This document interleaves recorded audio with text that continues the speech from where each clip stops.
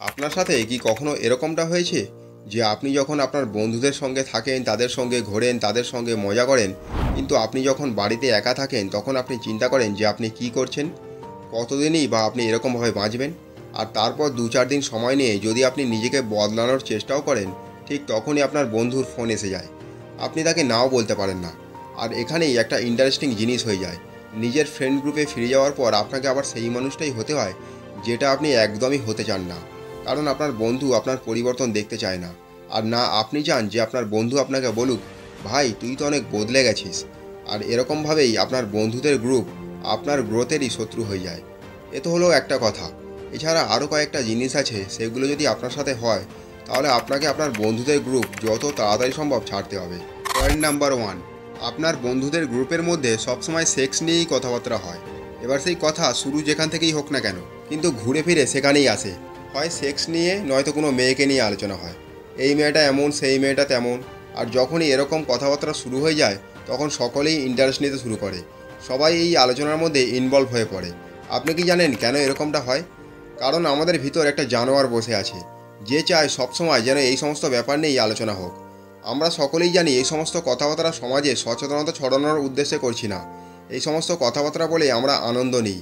এর অসুবিধা হলো এটাই যে আমাদের বন্ধুদের গ্রুপে যদি কেউ ভালো কথা বলতেও চায় বা অন্য কোনো টপিকে কথা বলতে চায়, তার কথায় কেউই ইন্টারেস্ট নেয় না। আর যখন তার কথায় কেউই ইন্টারেস্ট নেয় না, সেই বা কেন সেই টপিক নিয়ে আলোচনা করবে? আর এর ফলে সেই গ্রুপের মধ্যে কেউই ভালো বা বড় কোনো কথা বলার সুযোগই পায় না। পয়েন্ট নাম্বার 2, আপনি যদি আপনার বন্ধুকে নতুন কিছু অপরচুনিটি সম্বন্ধে বলেন বা নতুন কিছু ট্রাই করার জন্য বলেন, তখন আপনার বন্ধু বলে, ভাই এইসব করে কি হবে, কত এলো আর কত গেল, কেউই তো সফল হয়নি। আপনার বন্ধুদের গ্রুপ তারা নিজেদের একটা আলাদা পৃথিবী বানিয়ে রেখেছে। আর আপনি যদি তাদের কাছে গিয়ে তাদের পৃথিবীর বাইরে কোনো কথা বলেন, তাহলে তারা সেই জিনিসটাকে ফ্রড বা স্ক্যাম বলে দেবে। আর তারা বলবে যে ভাই এসব করে কিছুই হবে না। দেখুন, এই কথার পিছনে একটা সাইকোলজি আছে, সেটা বুঝুন। সে সত্যি সত্যি আপনাকে মানা করছে না, সে নিজেকেই মানা করছে যে আমি যদি এই কাজটা করতে না পারি তাহলে তুইও করতে পারবি না। কারণ সে নিজেকে কখনোই বদলাতে চায় না। এই জন্য সে সোজাসুজি বলে দেয় যে ভাই এইসব করে কিছুই হবে না। কারণ সে সবসময় তার কমফর্ট জোনের মধ্যেই থাকতে চায়। পয়েন্ট নাম্বার 3, যে বন্ধু সোজা সাপটা আপনার ভুলটা আপনার মুখের ওপর বলে দেয়, সেই হলো আপনার প্রকৃত বন্ধু। একজন বন্ধু যে সঠিক, সত্যবাদী এবং নির্ভীক, যে নিজেকেও জানে এবং গোটা পৃথিবীকেও বোঝে, যে নিজে উচ্চতার দিকে এগিয়ে যাচ্ছে এবং তার সাথে আপনাকেও নিয়ে যাচ্ছে।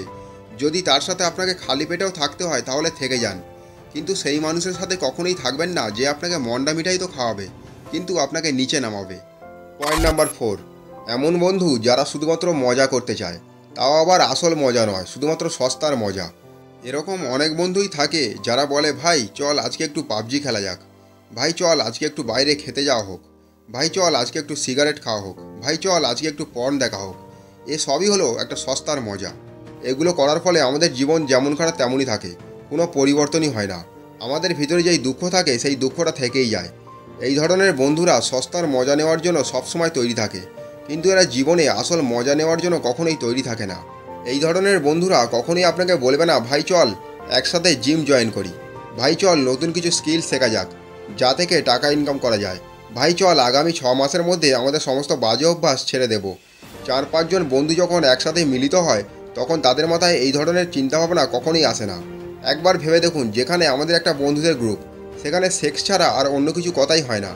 আর একটা বন্ধুদের গ্রুপ এমন ছিল, সেখানে দেশের স্বাধীনতার জন্য কে আগে জীবন দিতে পারবে সেই নিয়ে কথাবার্তা হতো।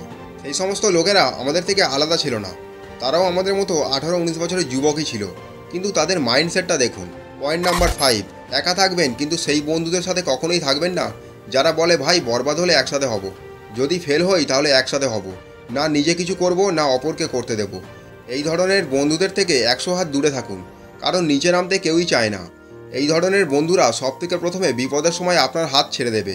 সেই জন্য এই ধরনের বন্ধুদের সাথে থাকার চেয়ে একা থাকা অনেক ভালো।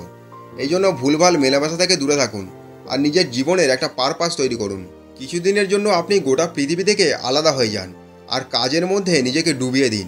আপনি যখন একবার ভুলভাল মেলামেশা থেকে দূরে সরে যাবেন, তখন আপনার মধ্যে থেকে প্রেশার সরে যাবে আবার আপনার পুরনো ফ্রেন্ড গ্রুপের মধ্যে ফিরে যাওয়ার।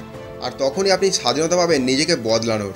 একবার যখন আপনি সঠিক রাস্তায় চলতে শুরু করবেন, তখন আপনার আশেপাশে যত নোংরা আবর্জনা আছে সেগুলো আপনার থেকে এমনিই দূরে সরে যাবে। আর তখন আপনি সেই সমস্ত মানুষদের সাথে দেখা করতে পারবেন যারা নিজেরা তো উচ্চতার দিকে এগিয়ে যাচ্ছে এবং তার সাথে আপনাকেও নিয়ে যাবে।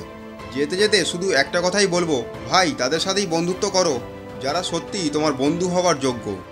আশা করছি বন্ধুরা আপনারা এই ভিডিও থেকে অনেক কিছু শিখতে পেরেছেন। যদি কিছু শিখতে পারেন তাহলে একটা লাইক করুন এবং চ্যানেলটিকে অবশ্যই সাবস্ক্রাইব করুন। দেখা হচ্ছে আবার একটা নতুন ভিডিওর সাথে। ততক্ষণ আপনারা সকলেই ভালো থাকবেন, সুস্থ থাকবেন। ধন্যবাদ।